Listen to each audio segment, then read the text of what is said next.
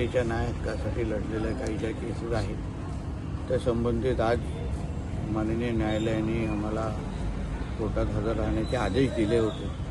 त्याचप्रमाणे आदेशाच्याप्रमाणे मी आणि आमचे आमदार गटार साहेब असो आणि माझे सगळे सहकारी ज्यांनी जनतेचा आवाज त्यावेळी उचललेला होता ते सगळेजण न्यायालयाचा आदर करून आज आम्ही इथे उपस्थित होतो.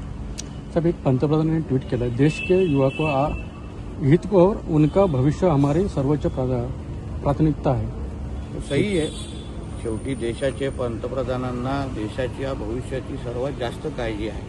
कारण का देशाच्या भविष्याची काळजी घेण्यासाठीच देशाच्या जनतेने त्यांना पंतप्रधान पदावर बसवलेलं आहे आणि म्हणून आदरणीय पंतप्रधानांनी केलेलं ट्विट हे अतिशय योग्य आहे आणि त्या संदेशाचा बोध देशाच्या प्रत्येक तरुणाने घ्यावा. मुंबई काँग्रेसकडून व्हिडिओ एक पोस्ट करण्यात आलेला आहे.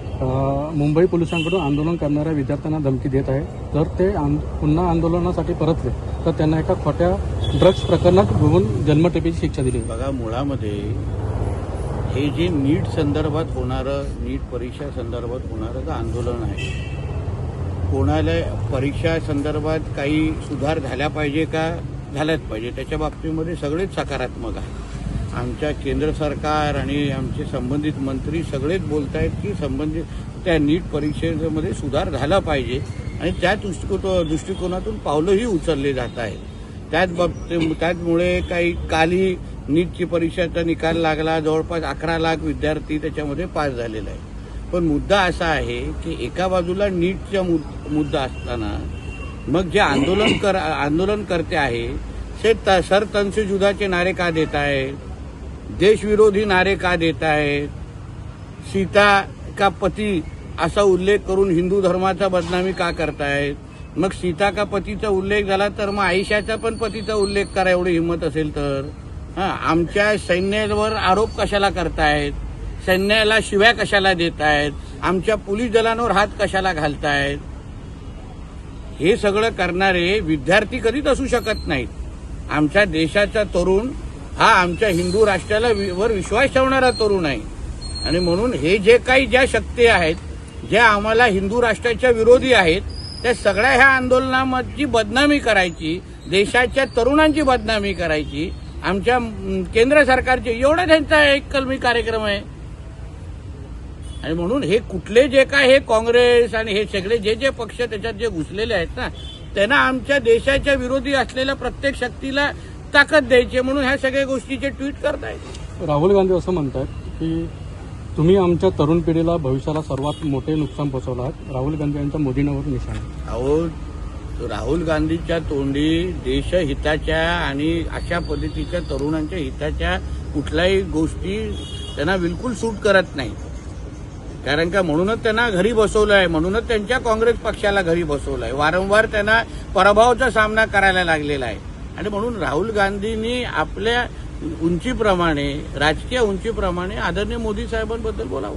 वडंटीवार असं म्हणतात पेपर हा केंद्र सरकारची जबाबदारी, ही जबाबदारी प्रधानांची आहे. त्यांचा राजीनामा घ्यावा, भाजप लाज असायला हवी. आमच्या कार्यालयाबाहेर आंदोलन करत होते. त्यांच्या कार्यकाळामध्ये, काँग्रेसच्या कार्यकाळामध्ये कितींदा नीटचा पेपर फुटला, कितींदा त्यांनी पंतप्रधानांचा राजीनामा घेतला, कितींदा त्यांनी त्यांच्या शिक्षण मंत्र्यांचा राजीनामा दिला. हे त्यांनी पहिला हिशोब तरी सांगावा ना ह्या वडीटवारांनी आणि मग अशा पद्धतीने आमच्या पंतप्रधान आणि भारतीय जनता पक्षावर टीका करावी.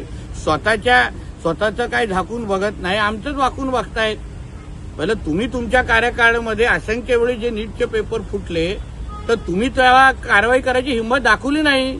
आम्ही तरी किमान सुधार करण्याची मानसिकता ठेवतोय. अण्णा हजारांचं मौन आंदोलन सुरू आहे. नाही, शेवटी प्रत्येकाला लोकशाहीमध्ये आंदोलन करण्याचा अधिकार आहे, प्रत्येकाला आहे. पण त्या आंदोलनाच्या खांद्यावर बसून कोणी देशाच्या विरोधात अगर भूमिका घेत असेल, आमच्या देवी देवतांवर नावं ठेवत असेल ना तर मग ते देशहिताचं नाही. जरांगे पाटील असं म्हणतात जर विद्यार्थ्यांना पुन्हा मारले तर सरकारला राज्यात करू देणार नाही.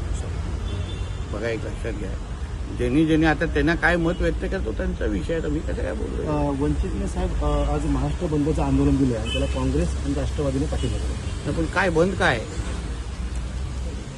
काय म्हणजे म्हणून अशा पद्धतीच्या बंदचा प्रतिसाद जनतेनेच काय दिला हे तुम्हीच कॅमेरा फिरून दाखवायचं ना, आम्ही नाही सांगायचं आहे. देशाची जनता हे मोदी साहेबांच्या नेतृत्वावर विश्वास ठेवणारी आहे, म्हणून तर 3-3दा निवडून दिलेला आहे. आणि त्यांना ह्या आंदोलनाच्या माध्यमातून सर तन से जुदावाले, पाकिस्तान जिंदाबादवाले आणि ह्या पद्धतीने आमच्या देवी देवतांना नाव ठेवणारे कसं आपली पोळी भाजून घेतायत हे देशाची जनता खुल्या डोळ्यांनी पाहते.